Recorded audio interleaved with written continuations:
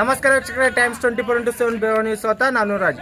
ಏನಪ್ಪ ವಿಷಯ ಅಂದರೆ, ನಿಡಗುಂದಿ ಹಾಗೂ ಬೊಮ್ಮನಾಳ್ ಕರೆಂಟ್ ತಲುಪುವುದು ಸೌಲಭ್ಯ ಇಲ್ಲದೆ ಕಾರಣ ಮಕ್ಕಳು ಹಾಗೂ ರೈತರಿಗೆ ತುಂಬ ತೊಂದರೆ ಆಗುತ್ತಿದೆ. ಇವತ್ತಿನ ದಿನ ನಡು ರಸ್ತೆಯಲ್ಲಿ ರೈತ ಮುಖಂಡರು ಹಾಗೂ ದಲಿತ ಮುಖಂಡರು, ಊರಿನ ಹಿರಿಯರು ರಸ್ತೆ ಬ್ಲಾಕ್ ಮಾಡಿ ಧರಣಿ ಇದ್ದಾರೆ. ನೋಡೋಣ ಬನ್ನಿ ವೀಕ್ಷಕರೇ, ಬೇಡಿಕೆ ಏನು ಅಂತ.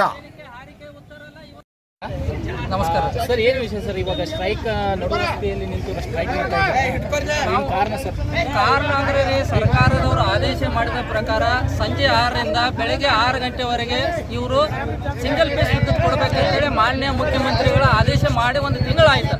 ಅದನ್ನು ಯಾಕೆ ಮಾಡಿದಾರೆ ಅಂದ್ರೆ, ಬರುವ ನಮ್ಮ ಎಲ್ಲ ಬಡ ವಿದ್ಯಾರ್ಥಿಗಳು, ತೊಟ್ಪಟ್ಟಿಯಲ್ಲಿರುವ ವಿದ್ಯಾರ್ಥಿಗಳಿಗೆ ಅಭ್ಯಾಸ ಮಾಡೋಗೋಸ್ಕರ SSLC, PUC ಹಾಗೂ ಡಿಗ್ರಿ ವಿದ್ಯಾರ್ಥಿಗಳ ಅಭ್ಯಾಸ ಮಾಡೋ ಸಲುವಾಗಿ ಸರ್ಕಾರನ ಆದೇಶ ಮಾಡೈತಿ. ಆ ಆದೇಶನ ಇವರು ಒಟ್ಟ ಪಾಲನೆ ಮಾಡ್ತಾ ಇಲ್ಲ. 1 ತಿಂಗಳಾಯ್ತು. ಸತತವಾಗಿ ನಾವು 8-10 ದಿವಸ ಅವ್ರ ಜೊತೆ ನಾವು ಮಾತುಕತೆ, ಅವ್ರ ಜೊತೆ ಹೋರಾಟ ಮಾಡಿದರೂ ಕೂಡ ಕಿಂಚೆತ್ತು ಎಲ್ಲಿವರೆಗೆ ಅವ್ರ ಕಿಮ್ಮತ್ ಕೊಟ್ಟಿಲ್ಲ.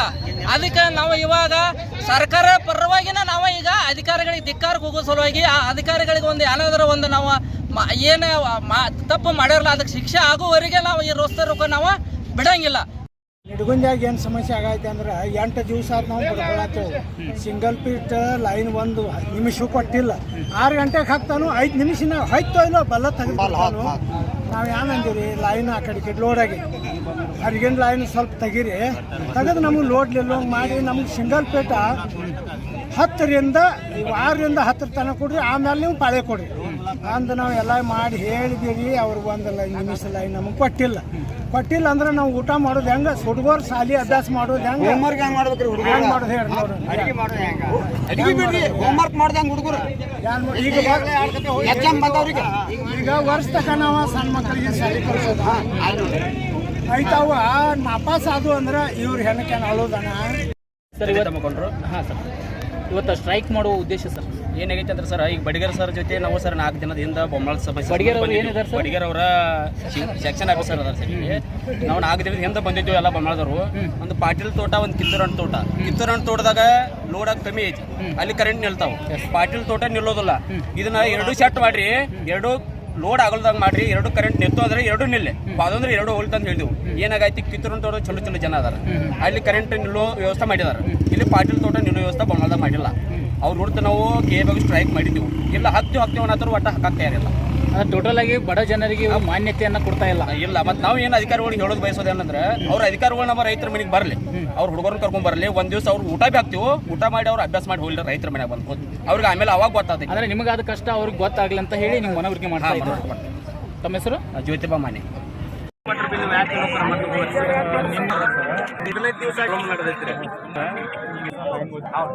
ಈಗ ನಮ್ಗೆ line lighting load lighting load ಎಷ್ಟು ಅಲ್ಲ, ಅದ್ರ ಮೇಲೆ ರೋಡ್ ಕರೆಂಟ್ ಅಫೇರ್ಸ್ ಇದನ್ನು ಮಾಡಿಕೊಟ್ರೆ ನಾವು 1 ಫೀಟರ್ಗೆ ಎಷ್ಟು ಅಫೇರ್ ಅದನ್ನ ರಿಲೀಸ್ ಆಗ್ತದೆ. ಈಗ ಮೊದಲು ಏನಾಗಿದೆ, ನಾವು ಹೊಸ ಲೈನ್ಗಳು, ಹಳೆ ಲೈನ್ ಇದ್ದವು, ಈ ಹೊಸ ಫೀಟರ್ಗಳು ಚಾಲೂ ಮಾಡಿದ್ದಾರೆ. ಹೊಸ ಫೀಟರ್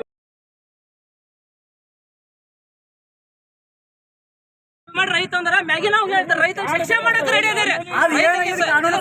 ಒಂದ್ ನಿಮಿಷ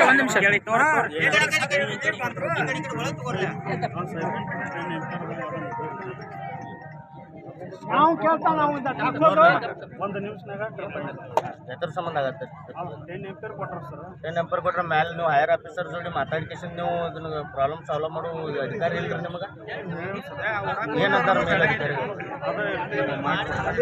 ಎಷ್ಟು ದಿವಸನಾಗ ಮಾಡಿಕೊಡ್ತೇವೆ ಅನ್ನಂತಾರೆ. ಅವ್ರು ಸ್ಟ್ರೈಕ್ ಮಾಡಕ್ಕಂತ ಎಷ್ಟು ದಿವಸ ಆದ್ರೆ ನೀವು ಇದನ್ನ ಮುಂದೆ ಎಷ್ಟು